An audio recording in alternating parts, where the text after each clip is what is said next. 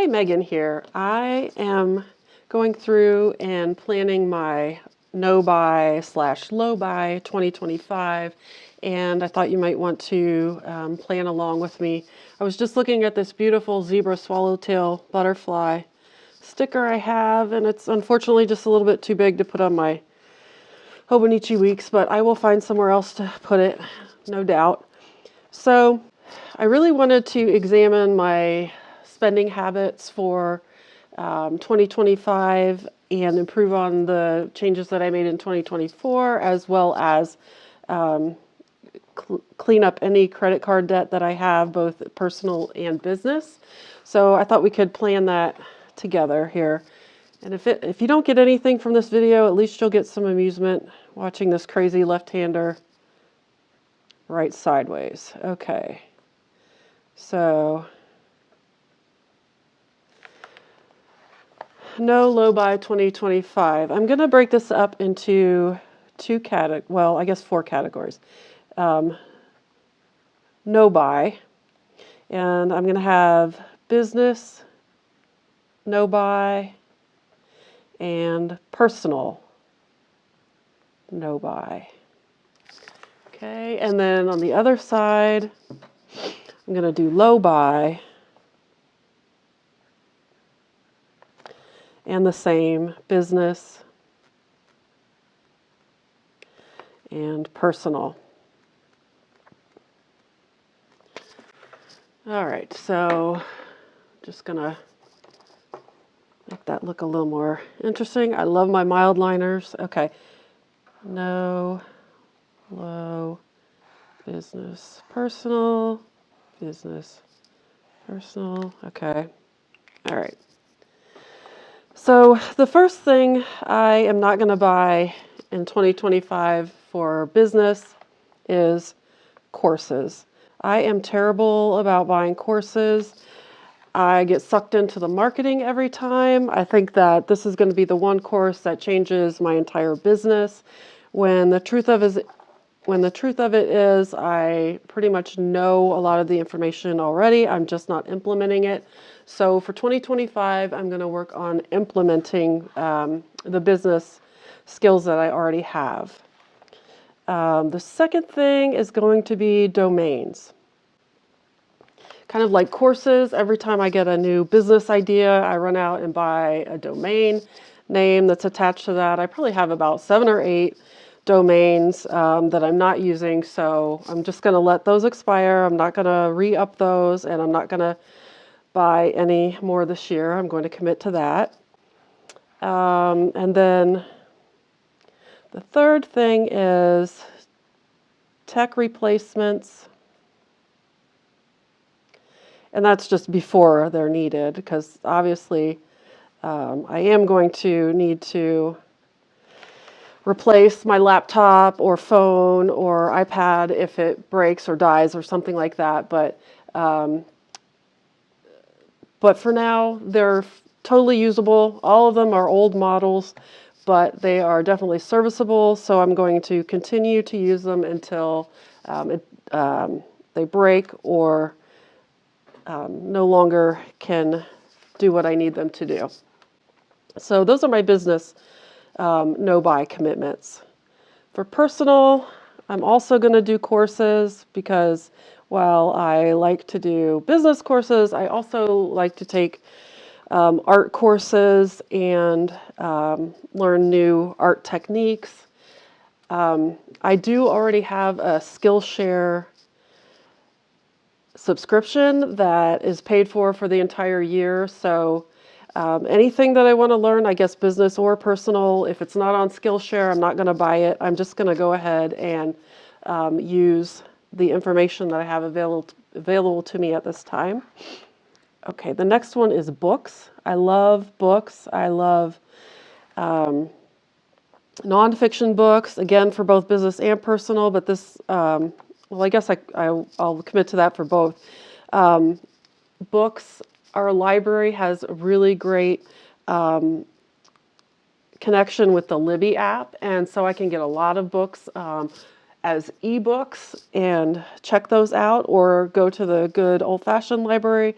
So books is something that I'm going to commit to not buying in 2025.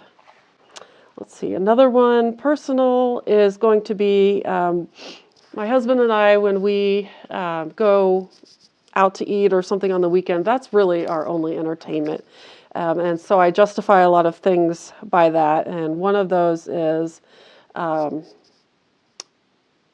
enjoying a cocktail. So I'm going to say no more than one alcoholic drink per meal or per date, whatever you want to call it. I have been known to have two at dinner, or maybe another glass of wine with dinner or something. You know what?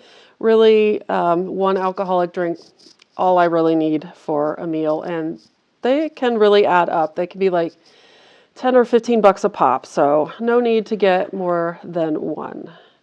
And then the next one is toiletry duplicates.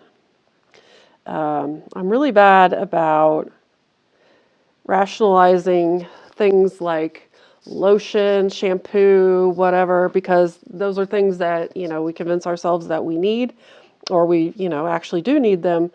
But maybe I'll get bored with it before I finish it. And when I get like maybe 3/4 of the way done with something, I'll go out and buy a new one.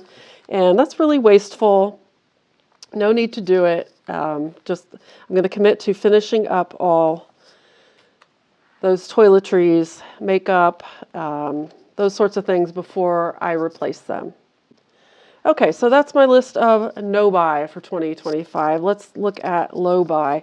And what I mean by low buy is I'm not going to say no to them, but I'm going to really evaluate when I need them and see also if I can get rid of any of the expenses that I already have. So for business, that first one would be subscriptions. I have subscriptions to a lot of resources, like my Adobe subscription. I have an Adobe subscription, and I also have Affinity Designer. I have Adobe Illustrator and Affinity Designer. There's no reason why I can't learn to use Affinity Designer, which is a one-time pay, and get rid of my monthly Adobe subscription. So things like that are things that I'm going to evaluate this year, and hopefully get rid of a lot of those business subscriptions.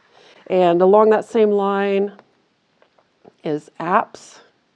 There are apps that I purchased, like video editing apps and photo editing apps, graphic design apps, all those things. I can justify them in my mind because I could say, oh, I need those for business, but do I really? No, I already have, another app that could do the trick, maybe just not as quickly or as effectively, but you know what, I'm just gonna suck it up and use the things that I already have as far as apps. And finally, for personal, the first one is clothes. I really don't buy a lot of clothes, but I really don't need a lot of clothes either. I work from home, so I tend to wear a lot of the same clothes I have on repeat, and the only clothes that I really ever need to replace during the year are maybe gym clothes, athletic clothes, like leggings and things that I wear to the gym because those wear out quickly, and especially gym shoes, those also wear out. So, and underwear, those need replaced, but I'm not going to buy clothes if I don't need them. The next one is something I'm really bad about, and that is lunches out. Because I work from home, I tend to use going out to lunch as my way to get out of the house, as a way to kind of get out in the world. And lunches, like even like Chick-fil-A or something like that right now is at least 10 bucks, 15 bucks when you do that. And I used to do that at least once a week. So I'm going to really reduce that down to once a month or so to save some money there. And another place where, since I don't buy clothes, another place where I really end up spending where I don't need to is at Aldi. When I go to Aldi, I can usually justify it in my brain because I'm there for groceries, which are things that we need for dinners, breakfast, lunch, all those things. Because I'm already there for groceries, I tend to justify things that I buy for the household that I maybe really don't need, like a candle.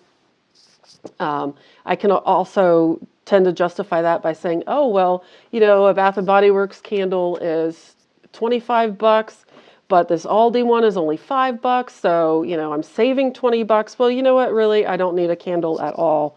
And the Aldi aisle of shame is a place where I really get in trouble.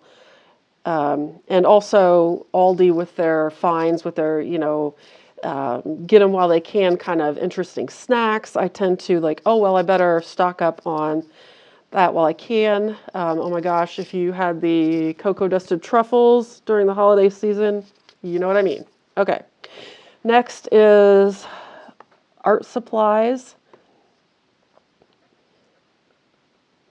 Just like when I take one of these courses, I see somebody doing something interesting or different, and I have to run out and buy the art supplies to do that. Well, in reality, I have plenty of art supplies that I can use, lots of different paint and canvases, and I don't need a brand new sketchbook, and I can use up canvases of paintings that I don't like. I can just paint on top of those.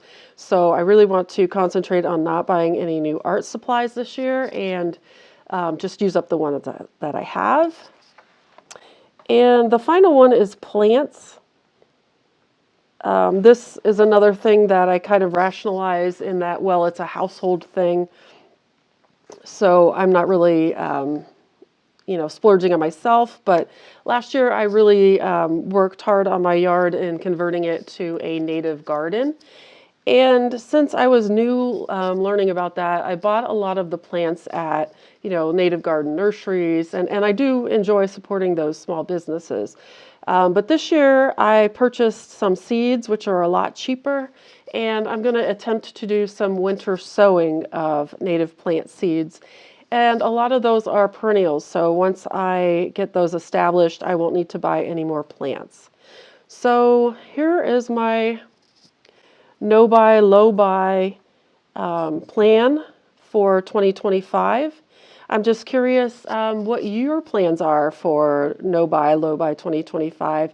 If you see anything that you think I missed or a place where you also have trouble, just let me know. I'd be curious to know. And I plan to do an update, maybe monthly or quarterly to check in and see how this is going. So here's to a prosperous new year.